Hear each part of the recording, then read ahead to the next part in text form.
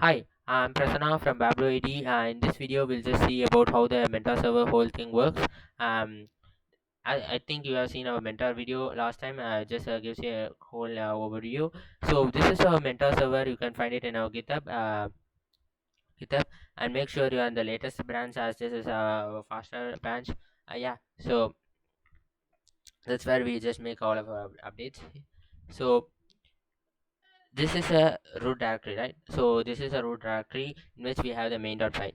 Um, So in here, these three lines are used for Linux stuffs, and these two are used to load the environmental variables. We used fast API here in our meta server for serving our API endpoints. We use Firebase for authentication and purposes.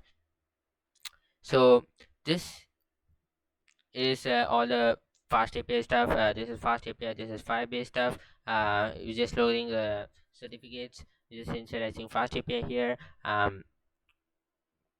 So this is run every time when a request is made. So when you make a request to the mentor server, every time, for every single request, this variable is set to null, so that we don't have any issues.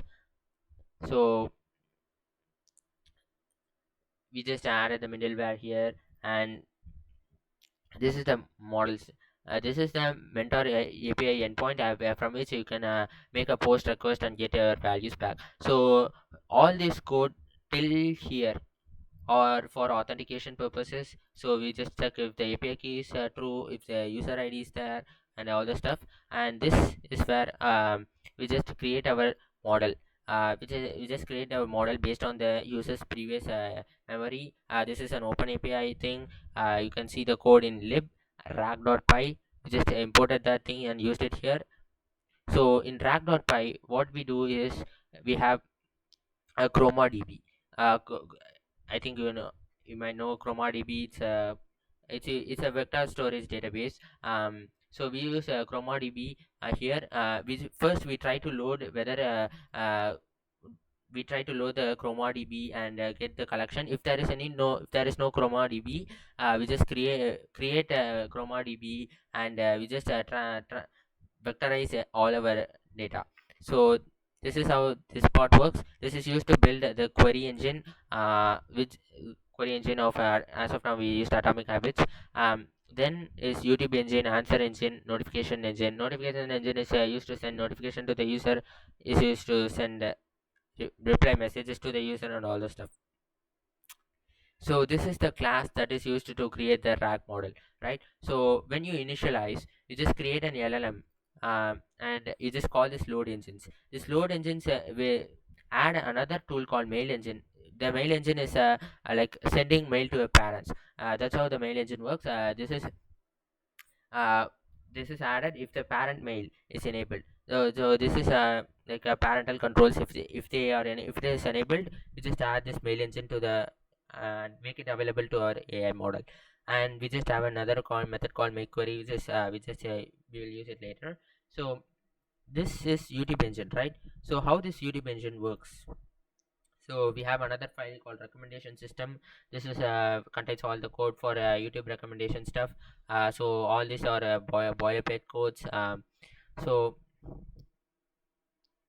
how this works? So first of all, it makes an request to the YouTube with a query, and it gets maximum 10 results based on relevance and medium duration, that is 4 to 20 minutes.